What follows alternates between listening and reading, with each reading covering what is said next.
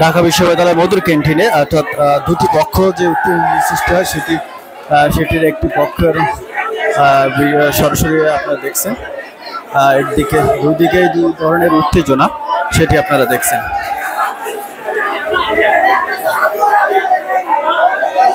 আপনাদের সবাইকে স্বাগত জানাচ্ছি মধুর ক্যান্টিন থেকে। আপনারা জানেন নতুন রাজনৈতিক শক্তির আত্মপ্রকাশ অনুষ্ঠান থেকে এখানে একটি হট্টগোলের সৃষ্টি হয় এবং সেখানে আসলে দুই পক্ষের মধ্যে উত্তেজনা সৃষ্টি হয়, সেটি সরাসরি আপনারা দেখছেন। এখানে আপনারা সরাসরি দেখছেন